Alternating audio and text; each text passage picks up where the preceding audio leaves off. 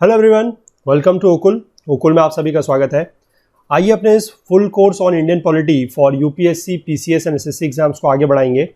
और आज हमारा रहने वाला है ओवरऑल जो है दिस इज लेक्चर 6 और आज हम स्टार्ट करेंगे कॉन्स्टिट्यूशन यानी कि संविधान को। ठीक है, पिछले पार्ट तक हमने हिस्टोरिकल बैकग्राउंड देखा था और हमने चीज़ों को समझा था कि किस तरीके से जब से भारत में ईस्ट इंडिया कंपनी आई तब से लेकर यानी कि लगभग 1600 से लेकर 1947 तक जब भारत आज़ाद होता है तब किस किस तरीके से यहाँ पर जो गतिविधियाँ हैं, जो एक्टिविटीज़ हैं वो चलती हैं। ठीक है, कौन कौन से रूल आते हैं, जैसे कि कंपनी रूल हमने देखा, क्राउन रूल हमने देखा, उसके अंतर्गत जो भी बहुत सारे एक्ट्स हैं वो सारे एक्ट्स हमने समझे कि किन एक्ट्स में क्या चीज़ थी, किस एक्ट्स का प्रोविज़न क्या थे, फीचर्स क्या थे, क्या चेंजेस हो रहे थे और किस तरीके से जो इंडियन पॉलिटी है वो उन सारे के सारे एक्ट से एक तरीके से आप कह सकते हैं कि प्रभावित हुई है। ठीक है, लेकिन अब मैं आपको एक चीज़ यहाँ पर बताना चाहूँगा इम्पॉर्टेंट कि जब हमने इस वीडियो का मतलब इस पूरी के पूरी सीरीज़ का जो ओवरव्यू वीडियो था वो बनाया था तो उसमें आपको एक चीज़ बड़े क्लियर तौर पे समझाई गई थी, बताई गई थी, वो ये थी कि ये कोई एक ऐसा कोर्स नहीं है कि हम कोई भी एक बुक उठा के, ठीक है, कि शुरू से लेकर अंत तक उस बुक को कंप्लीट कर लेंगे या कवर कर लेंगे, ऐसा ये कोर्स नहीं है। ठीक है, क्योंकि हमारा हमेशा से ओकुल में एक मानना रहा है कि चीज़ों को थोड़ा सा अलग तरीके से किया जाए और थोड़ा सा अच्छे तरीके से किया जाए जिससे आप सभी लोगों के लिए चीज़ें जो है वो ज़्यादा हेल्पफुल रहेंगी। तो कॉन्स्टिट्यूशन को हमने जो पढ़ना है वो पहले चीज़ होती है कि मेकिंग ऑफ द कॉन्स्टिट्यूशन, कि कॉन्स्टिट्यूशन कैसे बना। लेकिन उससे पहले हमें ये समझना ज़रूरी है कि कॉन्स्टिट्यूशन है क्या और इसकी ज़रूरत क्यों है, कि कॉन्स्टिट्यूशन की ज़रूरत क्यों है। क्या ऐसा नहीं हो सकता कि बिना कॉन्स्टिट्यूशन के या बिना संविधान के जो है वो देश चल सके? तो ये चीज़ हमें समझनी है और इसके लिए मैंने आपको बताया था कि जब भी ज़रूरत पड़ेगी हम जो अपने क्लास 11th एंड 12th की बुक्स हैं उनका रेफरेंस जो है वो लेते रहेंगे। तो यहाँ पर जो हमने चीज़ों को समझा है कि जो क्लास 11th की बुक है that is Indian constitution at work, उसका जो पहला चैप्टर है दैट इज़ कॉन्स्टिट्यूशन, वो बहुत अच्छे तरीके से हमें ये समझाता है कि कॉन्स्टिट्यूशन क्या है बेसिकली और उसकी ज़रूरत जो है वो क्यों है। ठीक है, तो आज जो है मैं कहूँगा कि आज हम जो कॉन्स्टिट्यूशन का पार्ट 1 स्टार्ट कर रहे हैं इसमें हम लोग पहले स्टार्ट करेंगे एनसीईआरटी से। ठीक है, पहले हम समझेंगे कि कॉन्स्टिट्यूशन क्या है, क्यों इसकी ज़रूरत है और उसके बाद जब मेकिंग ऑफ द कॉन्स्टिट्यूशन में हम आएंगे तब हम वहाँ से जो है फिर अपना सोर्स जो है वो चेंज करेंगे। ठीक है, तो मेकिंग ऑफ द कॉन्स्टिट्यूशन हम वहाँ से पढ़ेंगे, फिर उसके बाद हम उस पर पढ़ेंगे कि जो कॉन्स्टिट्यूशन है उसके फीचर्स क्या क्या हैं, प्रीएम्बल ऑफ द कॉन्स्टिट्यूशन क्या है, जो प्रस्तावना है वो हम डिटेल में पढ़ेंगे। लेकिन जैसे कि मैंने आपको पहले वीडियो में ओवरव्यू वाले वीडियो में बताया था कि एज एंड व्हेन रिक्वायर्ड होगा हम क्लास 11th और 12th की एनसीईआरटीज़ को भी बिल्कुल साथ लेते चलेंगे। ठीक है, तो इसी सीरीज में आज हम लोग जो स्टार्ट कर रहे हैं दैट इज चैप्टर 1 के साथ कॉन्स्टिट्यूशन व्हाई एंड हाउ। ठीक है, चलिए तो वहां से स्टार्ट करेंगे। तो जो लोग अगर क्लास 11th के स्टूडेंट्स हैं या जो एनसीईआरटी पढ़ना चाह रहे थे उनके लिए भी ये वीडियो जो है इस तरीके से बीच बीच में आपके एनसीईआरटीज़ के वीडियो भी जो है वो आते रहेंगे, इस सीरीज में इंक्लूड होते रहेंगे। तो एक तरीके से आप देख सकते हैं कि ये जो कोर्स है तभी इसका नाम दिया गया है फुल कोर्स। ठीक है, ये कोई ऐसा कोर्स नहीं है कि सिर्फ एक बुक से हम स्टार्ट करें और उस बुक को हम कवर टू कवर जो है कंप्लीट कर दें। ठीक है, सारे के सारे कंसेप्ट हम यहाँ पर समझते चलेंगे और कोई भी कंसेप्ट ऐसा नहीं होगा जो यहाँ पर छूटेगा। ठीक है, तो जो लोग कोर्स को फॉलो कर रहे हैं, जिनको पसंद आ रहे हैं वीडियोस वगैरह, तो वो प्लीज़ ज़्यादा से ज़्यादा शेयर करें, ज़्यादा से ज़्यादा लाइक करें। और अब आपको जैसे पता लग ही चुका है कि कल से हमारा जो है टाइमिंग चेंज हो चुका है, मतलब पॉलिटिकल टाइमिंग तो वही है दिन के 2 बजे, लेकिन ये है कि वीडियोस वगैरह अब आपको डेली मिलना कर रहे हैं। ठीक है, और नीचे डिस्क्रिप्शन बॉक्स में एक लिंक और दिया हुआ है जो कि कोर्स का लिंक है हमारी वेबसाइट का, वहाँ पर जाके आप उस कोर्स में ज़रूर एनरोल कर लीजिए क्योंकि उसमें क्या है कि हम नोट्स वगैरह अपडेट कर रहे हैं, क्विजेज़ भी अपडेट करेंगे बहुत जल्द। तो वहाँ से आपको जो नोट्स हैं, जो क्विजेज़ हैं, जो वीडियोज़ वगैरह हैं वो सारे वहाँ पर भी अवेलेबल रहेंगे। ठीक है, तो वहाँ पर नीचे डिस्क्रिप्शन बॉक्स में लिंक दिया गया है, उसको जाके आप एनरोल वहाँ पर कोर्स उसको थ्रू कर लीजिए। ठीक है, और बाकी जो लोग चैनल पर नए हैं उनसे मैं रिक्वेस्ट करूँगा कि चैनल को ज़्यादा से ज़्यादा सब्सक्राइब कर लें, बेल आइकन प्रेस कर लें सो दैट की वीडियोस के या जो भी अपनी तरफ से अपडेट्स आता है उसकी नोटिफिकेशंस मिस ना हो। ठीक है, चलिए चैप्टर पे चलते हैं, स्टार्ट करेंगे इस पार्ट को हम आज। देखिए ये जो बुक है that is Indian constitution at work, NCERT class 11th है ये। ठीक है, एनसीईआरटी क्लास 11th। तो देखिए इसमें सबसे पहले जो स्टार्टिंग की गई है इसको वर्ड टू वर्ड हम ऐसा सच नहीं पढ़ेंगे, थोड़ा सा फटाफट पढ़ने की कोशिश करेंगे, लेकिन जो चीज़ ज़रूरी है वो समझेंगे। ठीक है, कि हमें कॉन्स्टिट्यूशन की ज़रूरत क्यों है, why do we need a constitution. यहाँ पर दिया गया है कि कॉन्स्टिट्यूशन क्या है, इसके फंक्शंस क्या होंगे, what role does it perform for a society, समाज के लिए ये क्या रोल परफॉर्म करेगा, and how does a constitution relate to our daily existence, हमारे जो रोज का एग्जिस्टेंस है उसमें कॉन्स्टिट्यूशन किस तरीके से रोल प्ले करेगा। ठीक है, तो इसमें देखिए कुछ सवालों के हैं, उनको सवाल के रूप में लिया गया है और उनके जवाब यहाँ पर दिए गए हैं। जैसे कि कॉन्स्टिट्यूशन क्या अलाउ करता है, constitution allows coordination and assurance. ठीक है, कोऑर्डिनेशन का मतलब होता है समन्वय, कि कोऑर्डिनेशन होना चाहिए, और एश्योरेंस का मतलब होता है आश्वासन। ठीक है, तो सबसे पहला काम जो है संविधान ये करता है, ये आपको समन्वय बताता है, बनाता है और एश्योर करता है, आश्वासन देता है। देखिए कैसे, यहाँ पर बड़े अच्छे से समझाया गया इन चीज़ों को, हम इसी तरीके से हल्के हल्के समझेंगे, हमें बिल्कुल बढ़िया तरीके से समझ में आ जाएगा कि कॉन्स्टिट्यूशन की जरूरत क्यों है।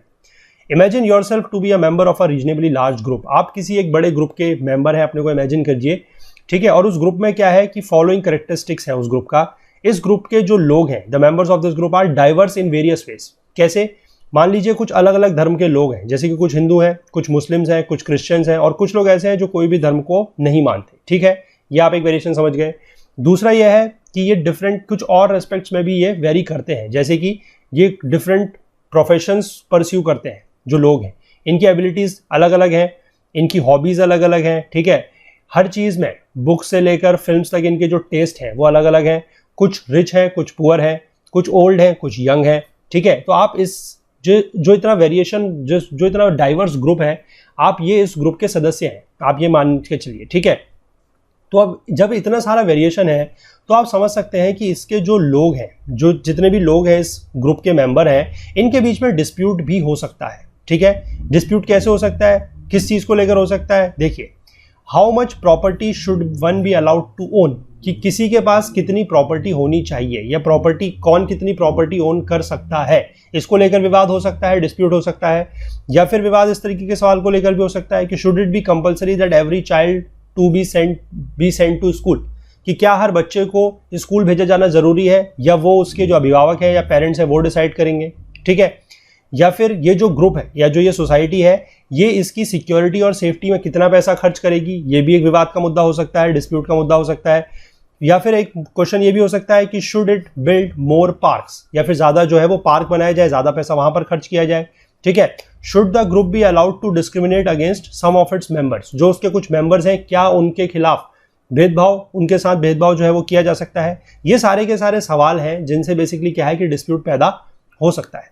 ठीक है, अब देखिए, every question will illicit a variety of answers from different people, क्योंकि बहुत सारे लोग हैं, अलग अलग सोच के, अलग अलग विचारधारा के लोग हैं, तो हर सवाल का जो जवाब है वो भी कोई एक सिंगल जवाब नहीं होगा, एक यूनिवर्सल सवाल का मतलब जो सवाल है उसका यूनिवर्सल जवाब जो है वो नहीं होगा। ठीक है, तो इतनी वैरायटी की वजह से क्या होगा कि लोगों के जवाब जो है वो भी सब अलग अलग होंगे।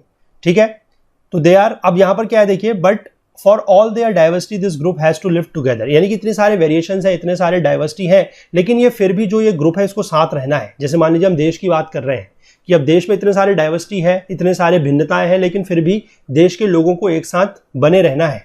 ठीक है, they are dependent upon each other in various ways, वो एक दूसरे के ऊपर निर्भर है, डिपेंडेंट है। They require the cooperation of each other, उनको एक दूसरे का कॉपरेशन चाहिए या साथ चाहिए। तो what will enable the group to live together peacefully, अब क्या चीज है जो इस ग्रुप को, ठीक है, एक साथ बांध के रख सकता है, या एक साथ मतलब रहने को ये कर सकता है कि ये लोग एक साथ जो है पीसफुली, आराम से, शांतिपूर्वक रहें। ठीक है, देखिए, अब वन में से that perhaps members of this group can live together if they can agree on some basic rules, यानी कि बात ये आती है कि इस समाज के या इस ग्रुप के लोग जो है वो एक साथ पीसफुली रह सकते हैं अगर वो कुछ बेसिक रूल्स को फॉलो कर रहे हैं या उस पर एग्री कर रहे हैं। ठीक है, अब why will the group need certain basic rules, अब बात फिर से यह आती है कि इस तरीके का जो ग्रुप है उसको बेसिक रूल्स की जरूरत क्यों है। ठीक है, अब यहां पर एक चीज दी गई है कि think of what would happen in the absence of some basic rules, अगर बेसिक रूल्स नहीं होंगे तो क्या होगा।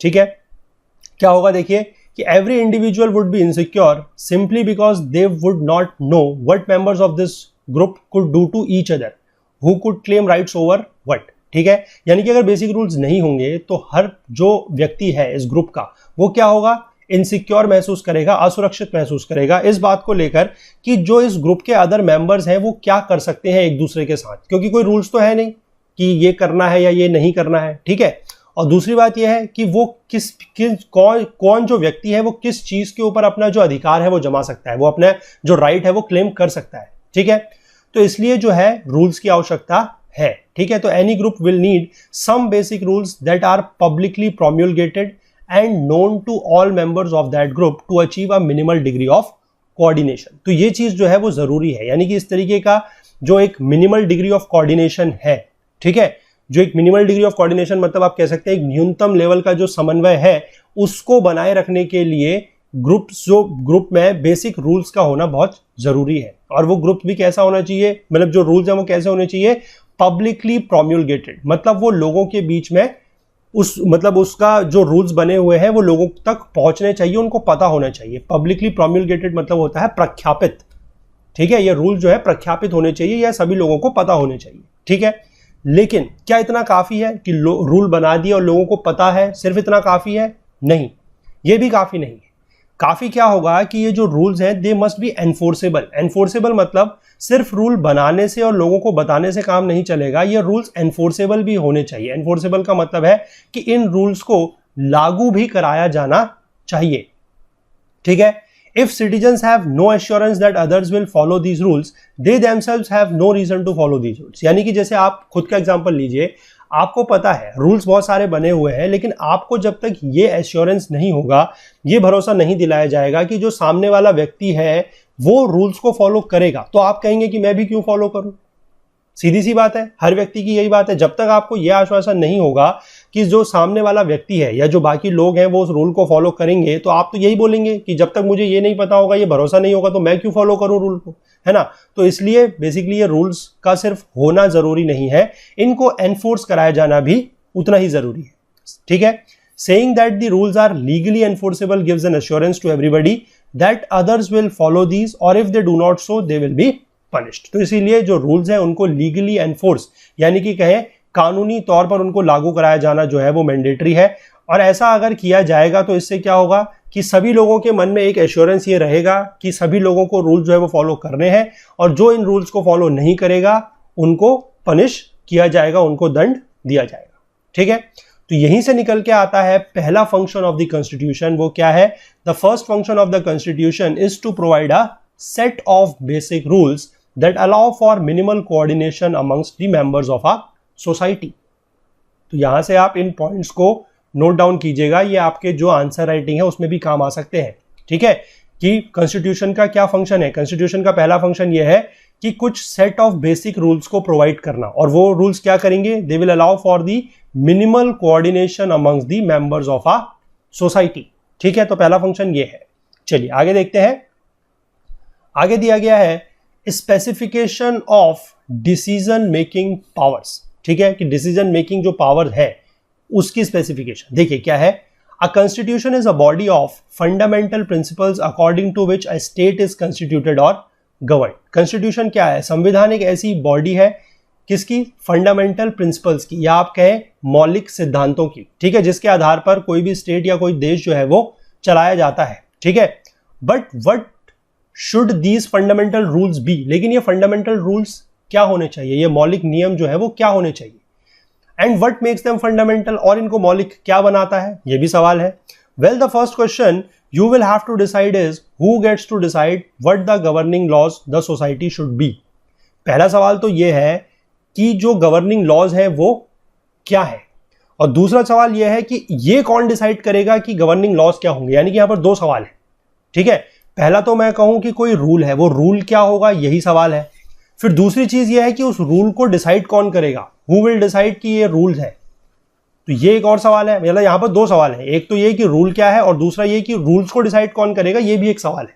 ठीक है, देखिए कि आपको लगता है कि रूल एक्स अच्छा है, ठीक है, अदर दूसरे व्यक्ति को लगता है कि रूल वाई अच्छा है, तो अब ये कौन डिसाइड करेगा कि कौन सा रूल अच्छा है और कौन सा रूल जो है वो लागू किया जाना चाहिए। ठीक है, how do we decide whose rules or preferences should govern us? You may think the rules you want everyone to live by are the best, but other thinks that their rules are best। यानी कि आप अगर कोई rule सोचते हैं तो आपको लगेगा कि जो मैं नियम बता रहा हूं, जिसके आधार पर मैं चाह रहा हूं कि सब लोग चलें, वो रूल सबसे बढ़िया है। लेकिन सामने वाला जो कोई और रूल बता रहा है, कोई और नियम बता रहा है, उसको लगेगा कि नहीं, उसके द्वारा बताया गया नियम सबसे अच्छा है। तो कौन डिसाइड करेगा कि किसका जो रूल है वो फॉलो किया जाना चाहिए? ठीक है, तो इस तरीके से फिर से नहीं तो डिस्प्यूट हो जाएगा। ठीक है, तो यहां पर क्या दिया गया है कि so even before you decide what rule should govern this group you have to decide who gets to decide. वही मैं कह रहा हूं जो मैंने आपको यहां पर समझाया कि एक चीज तो यह है कि रूल क्या होंगे ये डिसाइड करना है, दूसरी चीज यह है कि उन रूल्स के बारे में कौन डिसाइड करेगा या कौन उन रूल्स को बनाएगा ये डिसाइड करना है। तो दो सवाल है, पहला यही कि रूल्स क्या होंगे और दूसरी चीज यही कि उन रूल्स को कौन बनाएगा या कौन डिसाइड करेगा। ठीक है, अब कॉन्स्टिट्यूशन जो है वो हमें इसका भी जवाब देता है। कैसे, देखिए, the constitution has to provide an answer to this question. It specifies the basic allocation of power in a society, कि बेसिक जो एलोकेशन ऑफ पावर है सोसाइटी में वो स्पेसिफाई करता है कॉन्स्टिट्यूशन। इट डिसाइड्स कि who gets to decide what the laws will be, मतलब वो ये चीज जो है, सबसे पहला वाला सवाल जो है ये वाला कि कौन डिसाइड करेगा, ये बताता है कॉन्स्टिट्यूशन। ठीक है, दूसरा यह है कि in principle this question who gets to decide can be answered in many ways. अब पहली बात तो यह है कि ये सवाल कि डिसाइड कौन करेगा, ये अलग अलग तरीके से इसका जवाब जो है वो दिया जा सकता है। जैसे कि देखिए, इन अ मोनार्किकल कॉन्स्टिट्यूशन, मोनार्किकल का मतलब होता है राजतंत्रीय, जहां पर राजा का नियम होता है। ठीक है, जहां पर राजतंत्रीय है वहां पर क्या होगा, वहां पर ये चीज कौन डिसाइड करेगा।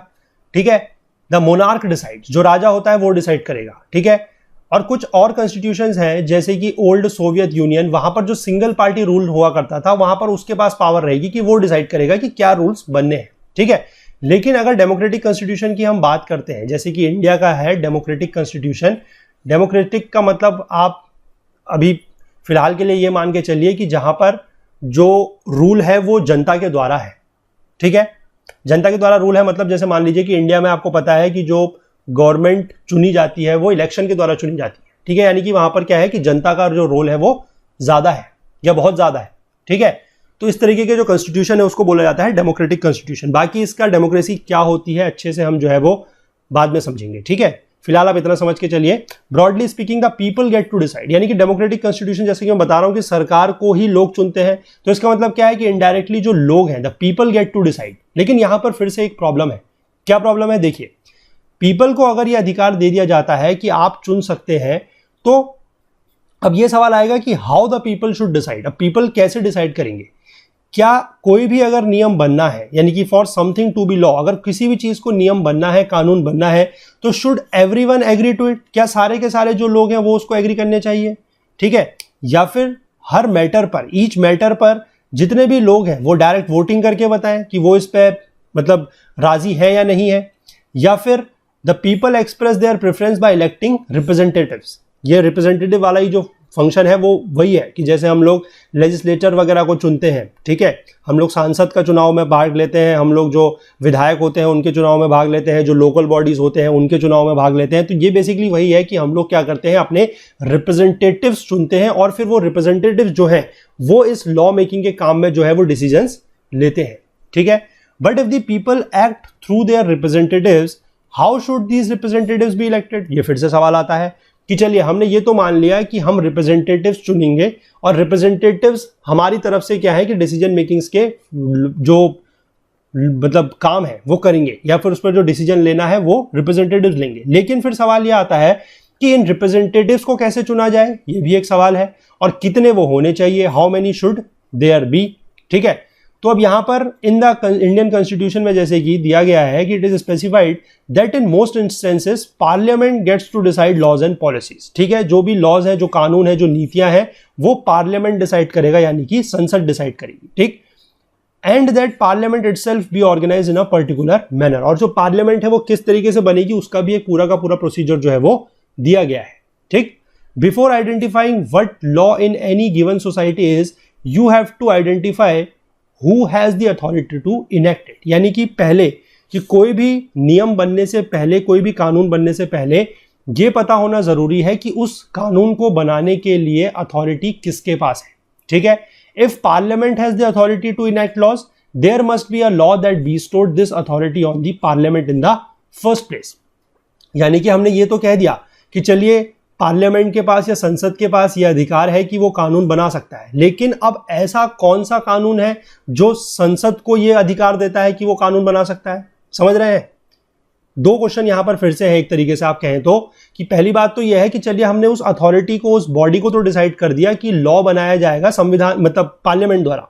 अब हर आदमी का उसमें जो रोल है वो इस तरीके से रहेगा कि वो लोग रिप्रेजेंटेटिव्स का चुनाव करेंगे और रिप्रेजेंटेटिव्स जो है, जो पार्लियामेंट का हिस्सा होंगे, जो मेंबर ऑफ द पार्लियामेंट बनेंगे, वो बेसिकली लॉज बनाएंगे। तो अब कोई चीज ऐसी भी तो होगी जो इस पूरे की पूरी प्रक्रिया को एक मतलब एक लॉ के फॉर्म में होगी कि पार्लियामेंट को ये सारी की सारी पावर है, ये किस लॉ में दी जाएगी। ठीक है, तो यही जो फंक्शन है वो किसका है, कॉन्स्टिट्यूशन का, कि कॉन्स्टिट्यूशन ने ये जो पावर है संसद को दी हुई है कि वो लॉ जो है वो बना सकता है। ठीक है, it is an authority that constitutes government in the first place. ठीक है, तो यहां से निकल के आता है कॉन्स्टिट्यूशन का दूसरा फंक्शन, वो क्या है, the second function of the constitution is to specify who has the power to make decisions in the society। ये संविधान जो है, जो कॉन्स्टिट्यूशन है, वो ये बताता है कि किसके पास पावर है क्या करने की, डिसीजंस लेने की। ठीक है, it decides how the government will be constituted, कि किस तरीके से जो सरकार है वो बनेगी। ये फैसला भी कौन देता है, संविधान यानी कि कॉन्स्टिट्यूशन। ठीक है, तो यहां पर आप ये समझ गए कि डिसीजन मेकिंग पावर को स्पेसिफाई कौन करता है, कॉन्स्टिट्यूशन। ठीक है, चलिए अब इसके बाद जब सरकार बन जाती है तो सरकार की कुछ पावर्स हैं, सरकार उन पावर्स का यूज करेगी, उसके ऊपर कुछ लिमिटेशंस भी है। ठीक है, कि सरकार जो है वो अपनी मर्जी से कुछ भी नहीं कर सकती, या आप कहें कि सब कुछ अपनी मर्जी से नहीं कर सकती है, उसके ऊपर कुछ पाबंदियां हैं, कुछ लिमिटेशंस हैं। अब ये लिमिटेशंस भी आप देखिएगा कौन लगाता है, कॉन्स्टिट्यूशन ही। किस तरीके से, देखिए, suppose you decided who had the authority to make decisions, ये हमने डिसाइड कर लिया कि किसके पास है authority to make decisions, but when this authority passed laws that you thought were patently unfair. लेकिन मान लीजिए इस अथॉरिटी ने कुछ ऐसे लॉ बना दिए, मान लीजिए जैसे हमने अथॉरिटी की बात करी पार्लियामेंट, तो पार्लियामेंट ने कुछ ऐसे लॉज बना दिए जो हमें लगता है कि अनफेयर है, यानी कि ये लॉज जो है अच्छे नहीं है, अनफेयर है। ठीक है, तो इट प्रोहिबिटेड, जैसे कि it prohibited you from practising your religion for instance, जैसे कि मान लीजिए आपका जो भी धर्म है आपको उसको फॉलो नहीं करने दिया जा रहा है, ये एक तरीका है। या मान लीजिए आपको ये बोला जा रहा है कि कुछ सर्टेन कलर के कपड़े हैं जो आप नहीं पहन सकते, ये प्रतिबंधित है। ठीक है, या फिर आपको बोला जाता है कि आप कोई गाना जो है, जो आपका फेवरेट सॉन्ग है, मान लीजिए वो आपको गाने का अधिकार नहीं है, you are not free to sing certain songs, और that people who belong to a particular group, किसी कास्ट या रिलीजन से संबंधित जो लोग हैं उनको ये बोला जा रहा है कि they have always have to serve others and would not be allowed to retain any property, या फिर उनके पास जो प्रॉपर्टी वगैरह रिटेन करना है या फिर प्रॉपर्टी रखने का अधिकार उनके पास नहीं है। तो इस तरीके के अगर मान लीजिए कोई कानून बना दिए जाते हैं पार्लियामेंट द्वारा तो क्या होगा, और that government could arbitrarily arrest someone, और that any people of a certain skin colour would be allowed to draw water from Wales.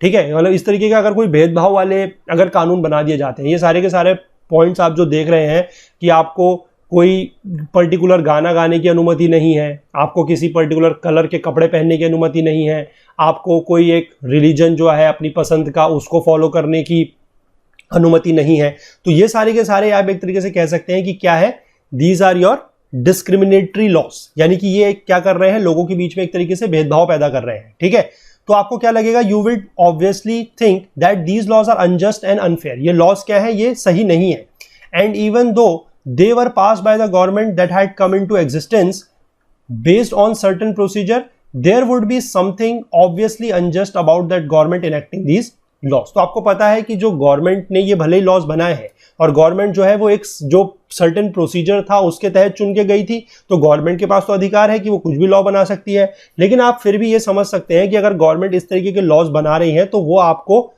मतलब बिल्कुल भी पसंद नहीं आएंगे। तो इसमें क्या फंक्शन है, देखिए यहां पर फिर से क्या फंक्शन आता है कॉन्स्टिट्यूशन का, वो ये है कि the third function of the constitution is to set some limits on what a government can impose on its citizens. ठीक है, कि गवर्नमेंट कोई भी लॉ बना नहीं सकती है, एक बार गवर्नमेंट बन जाती है तो उसके पास भले ही पावर तो है, ठीक है, पार्लियामेंट के पास पावर तो है कि वो कोई भी लॉ जो है वो पास कर सकती है। ठीक है, लेकिन फिर भी कॉन्स्टिट्यूशन उसके ऊपर कुछ लिमिटेशंस लगाता है कि वो कुछ सर्टेन प्रकार के जो लॉज हैं उनको नहीं बना सकती है। ठीक है, तो these limits are fundamental in the sense that government may never trespass them, यानी कि ये कुछ पाबंदियां ऐसी है जिनको सरकार कभी भी नहीं तोड़ सकती है। ठीक है, जैसे कि देखिए constitution limits the power of the government in many ways. The most common way of limiting the power of government is to specify certain fundamental rights. कुछ मौलिक अधिकार हैं जो देश के नागरिकों को मिले हुए हैं. इंडिया के टर्म्स में बात कर रहे हैं, वैसे ही और देशों में भी है. ठीक है, that all of us possess as citizens and which no government can ever be allowed to violate. हमारे पास जो फंडामेंटल राइट्स है, जो मौलिक अधिकार है, उनका सरकार जो है वो कभी भी उनको नहीं छीन सकती है एक्सेप्ट स्पेशल कंडीशंस में. ठीक है, the exact content and interpretation of these rights varies from constitution to constitution. ये हर देश में होते हैं, हर देश के संविधान में होते हैं, लेकिन वहां पर कुछ इनका वेरिएशन जो है इधर उधर थोड़ा बहुत होता है. But most constitutions will protect a basic cluster of rights. ठीक है, citizens will be protected from being arrested arbitrarily and for no reason. मतलब ये इसका एक एग्जांपल हो गया कि लोगों को जो है आर्बिट्रेरली अरेस्ट नहीं किया जा सकता, या फिर बिना किसी कारण के जो है उनको अरेस्ट नहीं किया जा सकता है. ठीक है, this is one basic limitation upon the power of government. Citizens will normally have the right to some basic liberties, to freedom of speech, freedom of conscience, freedom of association, freedom to conduct a trade or business, etc. तो basically इस तरीके के कुछ अधिकार जो हैं वो लोगों के पास, जो देश के नागरिक हैं, सिटीजन है, उनके पास होंगे. ठीक है, in practice these rights can be limited during times of national emergency and the constitution specifies the circumstances under which these rights may be withdrawn.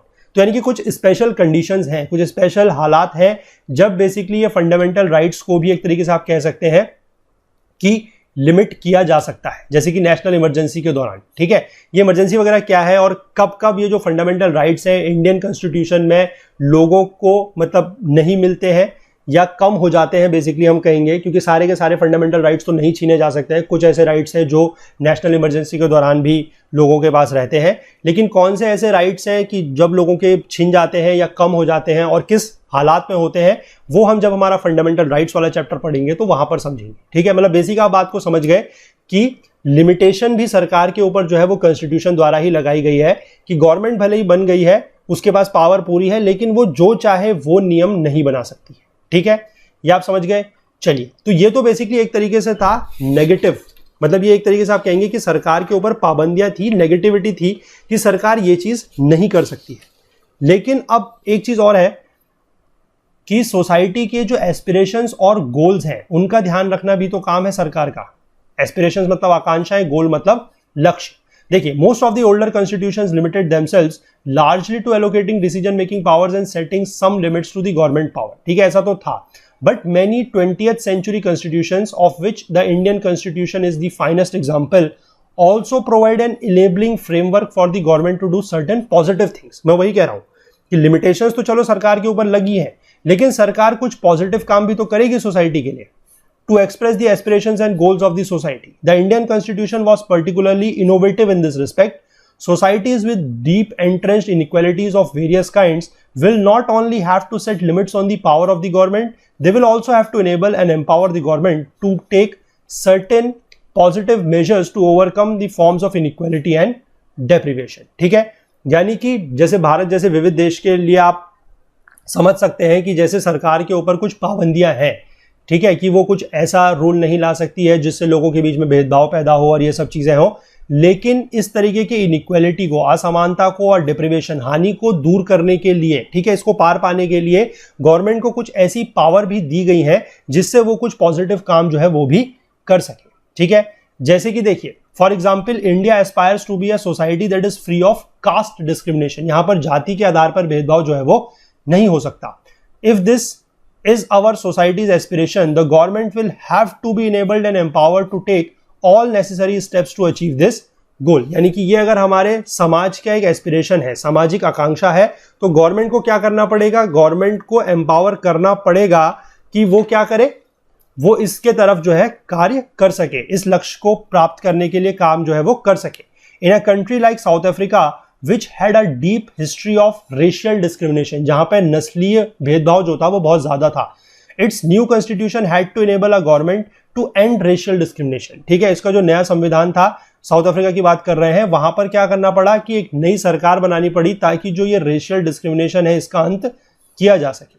ठीक है, मोर positively, a constitution may enshrine the aspirations of the society. The framers of the Indian Constitution, for example, thought that each individual in a society should have all that is necessary for them to lead a life of minimal dignity and social self respect. यानी कि जो मतलब जो Bharat constitution जिन्होंने बनाया उन्होंने ये जरूर उनके मन में बात थी कि जो यहाँ के हर इंडिविजुअल है, सोसाइटी का जो समाज का हर नागरिक है, उसके पास मतलब ये जरूरी है, ये सुनिश्चित करना जरूरी है कि उसके पास एक मिनिमल डिग्निटी, यानी कि वही कहेंगे कि न्यूनतम गौरव के लिए जो जिंदगी है, मतलब जो उसके जो गौरव है उसको हानि नहीं पहुंचनी चाहिए।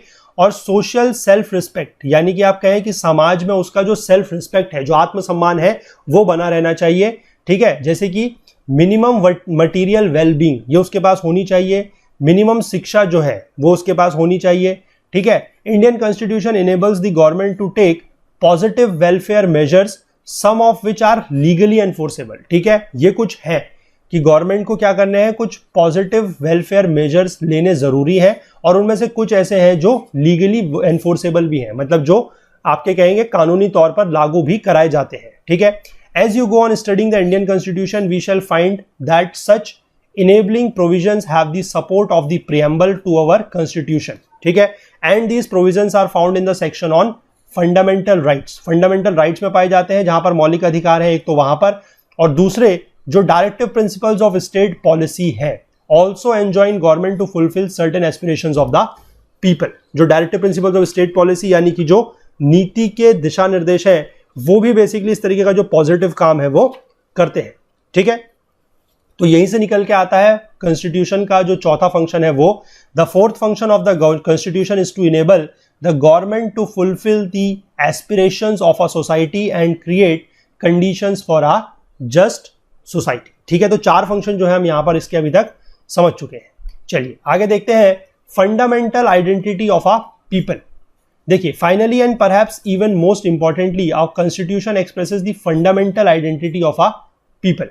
This means the people as a collective entity come into being only through the basic constitution. It is by agreeing to a basic set of norms about how one should be governed and who should be governed that one forms a collective identity. यानी कि ये पता हो लगना चाहिए कि एक मतलब किसी के भी ऊपर जो है वो गवर्नेंस कैसे की जाएगी। ठीक है, और who should be governed, किसके ऊपर गवर्नेंस होनी चाहिए और किस तरीके से होनी चाहिए, ये जानना जो है जरूरी है, और इससे क्या बनती है, एक कलेक्टिव आइडेंटिटी बनती है। ठीक है, one has many sets of identities that exist prior to the constitution. Constitution के पहले, कॉन्स्टिट्यूशन लागू होने से पहले किसी के पास भी बहुत सारी सेट ऑफ आइडेंटिटीज हुआ करती थी, लेकिन but by agreeing to certain basic norms and principles one constitutes one basic political identity. अब सबके पास क्या है कि एक बेसिक पॉलिटिकल आइडेंटिटी है, जैसे कि और सेकंड हम बात कर लेते हैं constitutional norms are the overarching framework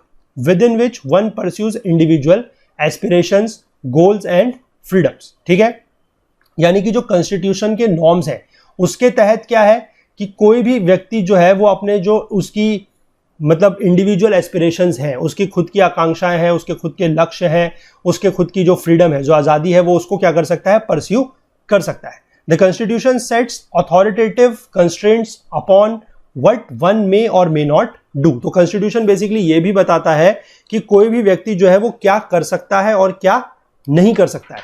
ठीक है, ये भी जरूरी है जानना। It defines the fundamental values that we may not trespass. यानी कि कुछ ऐसी fundamental values हैं जो हमें बताई जाती हैं जिनका हम लोग क्या है, मतलब जिनको हम लोग तोड़ नहीं सकते। ठीक है, So the Constitution also gives one a moral identity. तो moral identity भी एक तरीके से आप कह सकते हैं Constitution हमें देता है।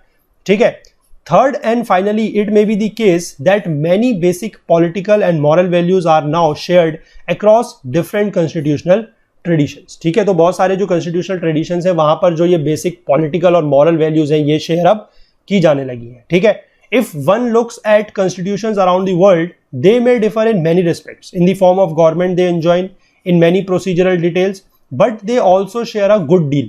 जैसे कि most modern constitutions create a form of government that is democratic in some respects, most claim to protect certain basic rights. ठीक है, ये सारी चीजें तो है ही। आज की डेट में आप देख लीजिए किसी भी देश का कॉन्स्टिट्यूशन उठा के, तो वहां पर ये सारी की सारी चीजें जो है वो आपको मिलेंगी। कैसे फीचर, जैसे कि डेमोक्रेटिक। ठीक है, और दूसरा जो है कि बेसिक राइट्स को प्रोटेक्ट करने के लिए वहां पर जो है वो काम किए जा रहे हैं। ठीक है, But constitutions are different in the way they embody conceptions of national identity. कि नेशनल आइडेंटिटी को किस तरीके से, उसके कंसेप्ट को किस तरीके से एम्बॉडी किया जा रहा है, उसके रिस्पेक्ट में जो कॉन्स्टिट्यूशंस है वो थोड़ा थोड़ा अलग होते हैं।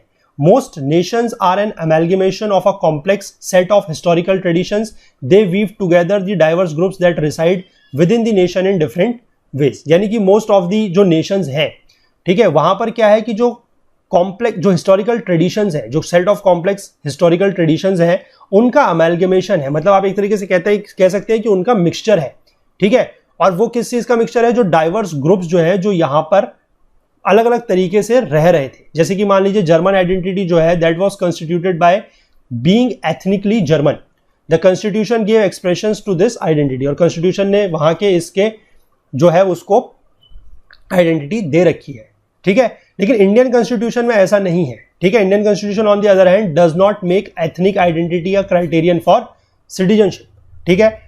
Different Nations embody different conceptions of what the relationship should the different regions of a nation and the central government should be, कि उनके बीच में जो different regions of the nation है, ठीक है, उनके बीच में और जो केंद्रीय सरकार है, जो सेंट्रल गवर्नमेंट है, उसके बीच में रिलेशनशिप कैसा होना चाहिए, ये जो different nations है वो बताते हैं, ठीक है। और यही रिलेशन आपका क्या बनाता है? National identity of a country. वो किसी भी देश की जो नेशनल आइडेंटिटी है वो बनाता है यही रिलेशनशिप, ठीक है। तो चलिए आज इसमें हम यहीं तक रखते हैं। मोस्ट प्रोबेबली 1 या 2 पार्ट में ये चैप्टर जो है कंप्लीट हो जाएगा। थोड़ा सा इंपॉर्टेंट चैप्टर है क्योंकि आपको ये चीजें समझ में आनी चाहिए कि कॉन्स्टिट्यूशन की जरूरत क्यों है। और आई होप कि जितनी चीजें आपने यहाँ पर समझी, थोड़ा बहुत हमने इसको कहानी के तौर पर पढ़ा, बहुत ज्यादा डिटेल में line to line word to word हमने फिर भी नहीं देखा है चीजों को, लेकिन फिर भी हम ये अब तक काफी चीजें समझ चुके हैं कि कॉन्स्टिट्यूशन की जरूरत क्या है। और हमने स्पेसिफिकली 4 फंक्शन जो है कॉन्स्टिट्यूशन के वो पढ़े, ठीक है। तो चलिए कल जब हम इसको आगे बढ़ाएंगे तो इसी चैप्टर को थोड़ा सा पहले हम आगे लेके जाएंगे, 1 या 2 पार्ट में इस चैप्टर को जल्दी से कंप्लीट करेंगे और फिर हम अपना जो मेन सोर्स है मेकिंग ऑफ द कॉन्स्टिट्यूशन की तरफ में बढ़ेंगे, ठीक है। तो वहां पर थोड़ा सा इंपॉर्टेंट रहेगा, लेकिन उससे पहले हमें ये चीजें भी जो है समझनी बहुत ज्यादा जरूरी है, ठीक है। तो अगर कोई स्टूडेंट्स हमारे ऐसे हैं जो सिर्फ एनसीईआरटी पढ़ना चाहते हैं, तो वो ये जो बीच बीच के लेक्चर्स हैं जहां पर सिर्फ एनसीईआरटी चल रही है वो इनको पढ़ सकते हैं, ठीक है। और बाकी जो फुल कोर्स में मतलब साथ देना चाहते हैं उनके लिए पूरा का पूरा फुल कोर्स है। उनको हम जिस तरीके से लेक्चर वाइज पढ़ाते चल रहे हैं वो उसी तरीके से चीज़ों को बिल्कुल फॉलो करते चले जाएं, ठीक है। तो आई होप आपको ये पार्ट पसंद आया होगा। इस पार्ट में बेसिकली हमने थोड़ा सा बेसिक फॉर्म में ये देखा कि कॉन्स्टिट्यूशनल क्या है और उसकी ज़रूरत क्यों है, ठीक है। बाकी जो कॉन्स्टिट्यूशनल प्रोविजंस हैं कि किस तरीके से कॉन्स्टिट्यूशन बना और बाकी सारी चीज़ें, उसके फीचर्स क्या हैं, वो सब जो है हम धीमे धीमे आगे को जब बढ़ेंगे इस कोर्स में तब देखते जाएंगे। लेकिन हमारा मकसद यही है कि कोर्स को अगर आप फॉलो कर रहे हैं तो आपके मन में कोई भी सवाल ऐसा है जो वो नहीं छूटना चाहिए, ठीक है। तो आपको ये कंसेप्ट कैसा लगा कि बीच में हमने इसमें एनसीईआरटी को भी इस तरीके से इन्वॉल्व किया है, ये कंसेप्ट आपको कैसा लगा ये जरूर नीचे आप बताइएगा कमेंट सेक्शन में। अगर आपको पसंद आया होगा तो हम इसको अपने पूरे के पूरे कोर्स में जो है यूज करेंगे, और अगर नहीं पसंद आया होगा तो फिर हम इसको इस तरीके से नहीं करेंगे, कुछ और तरीका इसके लिए सोचा जाएगा, ठीक है। तो नीचे कमेंट सेक्शन में आप लोग इस बात को जरूर बताइएगा। और बाकी मैंने आपको बता दिया है कि नीचे डिस्क्रिप्शन बॉक्स में एक लिंक दिया हुआ है वेबसाइट का, वहां पर जाके आप कोर्स को जरूर एनरोल कर लीजिएगा। वहां के थ्रू आपको जो नोट्स हैं और जो क्विज है वो भी बहुत जल्द मिलने लगेंगे, ठीक है। चलिए, तो आपको अगर कोई हमसे बात शेयर करनी है तो जरूर नीचे कमेंट सेक्शन में कर सकते हैं, कोई फीडबैक देना चाहे तो कर सकते हैं। बाकी आप हमारे रेगुलर व्यूअर हैं, ये बताने के लिए कमेंट जरूर कीजिएगा ताकि हमें पता लग सके। उससे आप लोगों को फायदा ये होगा कि कुछ एडिशनल बेनिफिट्स के बारे में हम लोग सोच रहे हैं जो आप लोगों को मिलेंगे, लेकिन ये सिर्फ उन्हीं के लिए होंगे जो हमारे रेगुलर व्यूअर्स हैं, ठीक है। तो चलिए, बाकी ज़्यादा हमसे जुड़ने के लिए हमारा Facebook page, Twitter page, Telegram channel का यूज़ आप कर सकते हैं। और अगर आप हमसे कुछ बात शेयर करना चाहते हैं, कुछ बात बताना चाहते हैं या कुछ पूछना चाहते हैं तो उसके लिए आप हमारी ईमेल आईडी का यूज़ भी कर सकते हैं, दैट इज okul.co@gmail.com, ठीक है। चलिए, तो मिलते हैं कल के पार्ट में, तब तक के लिए अपना बहुत बहुत ध्यान रखिएगा। Thank you, have a nice day, bye bye.